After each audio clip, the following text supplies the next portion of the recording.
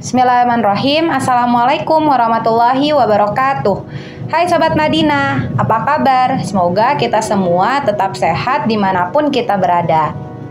Kenalin, aku Sabila Najah sebagai pengisi suara di program baru Madinah World. Welcome to Light Minded Muslim.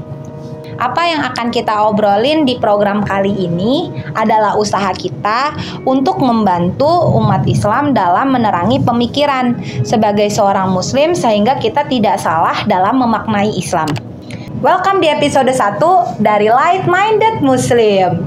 Di episode 1 kali ini kita akan membahas tentang isu-isu keagamaan. Agama sebagai bagian dari kehidupan manusia membentuk kerangka berpikir manusia lebih sistematis dengan panduan yang diturunkan darinya.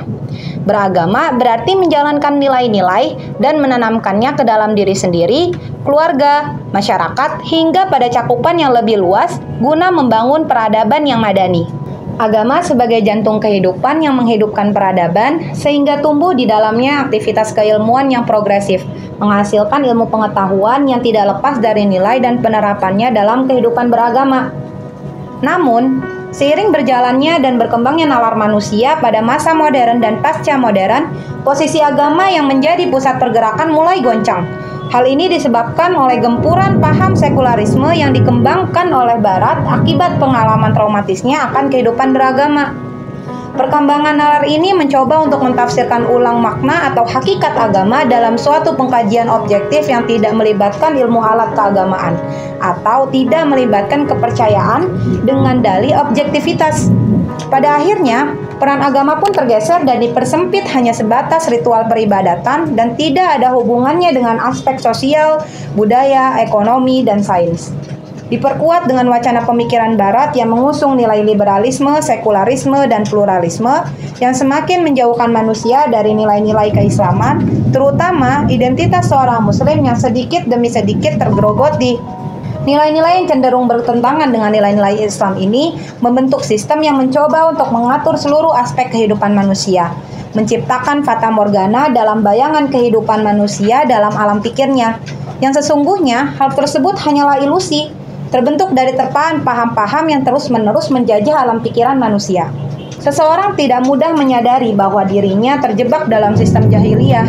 Jahiliyah di sini tidak terbatas pada satu periode waktu tertentu atau terbatas pada satu tempat saja. Anggapan bahwa jahiliyah ini tidak akan terjadi lagi adalah pemahaman yang keliru. Pengertian jahiliyah yang dimaksudkan oleh Al-Quran adalah suatu kenyataan tertentu dalam berbagai macam bentuk menurut kondisi lingkungan, waktu, dan tempat. Sekalipun setiap kejahiliahan itu menunjukkan gejala yang bermacam-macam, yang mana pada hakikatnya pun adalah sama. Bagaimanapun bentuknya, itu tetaplah kejahiliahan. Dimulai dari terpaan virus liberalisme, sekularisme, bahkan pluralisme yang melahirkan kesalahpahaman dalam Islam, mengancam identitas seorang muslim. Liberalisme dengan usahanya yang menggunakan berbagai cara dan logika untuk memahami Islam dari sudut pandang mereka, seakan-akan hal ini menarik dan baru untuk dipelajari. Sudut pandang seperti ini berasal dari kaum yang disebutkan dalam Al-Quran sebagai kaum al-maghdubu alaihim, atau kaum yang dimurkai oleh Allah, atau kaum ad-dallun, atau kaum yang sesat. Pada akhirnya mengakibatkan logika dan sudut pandang mereka sebagai landasan dalam mengubah maqasidus syariah atau tujuan dari adanya syariat dan menggantikannya dengan humanisme yang pada akhirnya menabur keraguan terhadap akidah dan hukum Islam. Barat beranggapan bahwa faktor utama dari kemajuan sebuah bangsa adalah kemajuan di berbagai bidang infrastruktur, kebebasan berpendapat, kebebasan berperilaku, dan sifat kritis tanpa batas. Sedangkan etika, menurut Barat diukur menurut kepantasan dalam masyarakat. Hal ini tentu berbeda dengan Islam, yang mana Islam menilai kemajuan suatu bangsa bukan hanya dari segi infrastruktur dan kebebasan berpikir saja, namun juga diukur melalui etika yang ada dan dianut oleh masyarakat di dalamnya. Etika di sini adalah etika yang berlandaskan atas Al-Quran dan Sunnah. Liberalisme menggambarkan manusia dengan menekankan sisi humanitas, individualitas, dan kebebasannya. Selain itu, juga muncul fenomena keanekaragaman klaim kebenaran absolut antara agama yang saling berseberangan.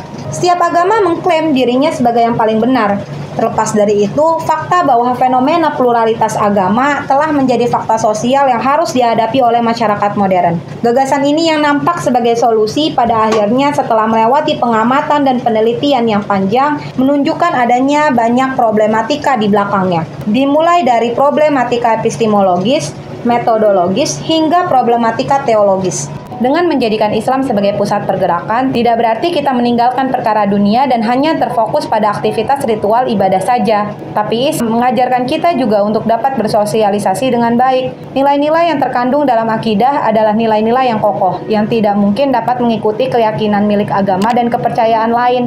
Keyakinan yang mengakar kuat itu akan menghubungkan hati manusia dengan pikirannya dan direalisasikan lewat perbuatan dan tindakannya dalam keseharian. Dengan kata lain, akidah adalah kebenaran yang diterima oleh akal dan fitrah, lalu diikat kuat dalam hati manusia. Nilai-nilai akidah yang bersifat hitam putih inilah yang akan memberikan jawaban tepat dalam hidup manusia, bukan wacana abu-abu yang tidak jelas kemana arah perbaikannya. Islam menjadi solusi dan begitulah tujuan dari diturunkannya agama ini. Pemahaman yang kuat atas konsep Islam ini seperti cahaya di tengah kegelapan. Dengan bekal Al-Quran dan Sunnah, umat Islam akan memiliki petunjuk dan bekal dalam menghadapi arus liberalisasi, sekularisasi, dan pluralisasi. Jadi itulah gambaran singkat dinamika keberagamaan dewasa ini. Masih ada pembahasan yang akan kita obrolin lagi di episode selanjutnya. Tetap tunggu ya. See you di episode selanjutnya. Assalamualaikum warahmatullahi wabarakatuh.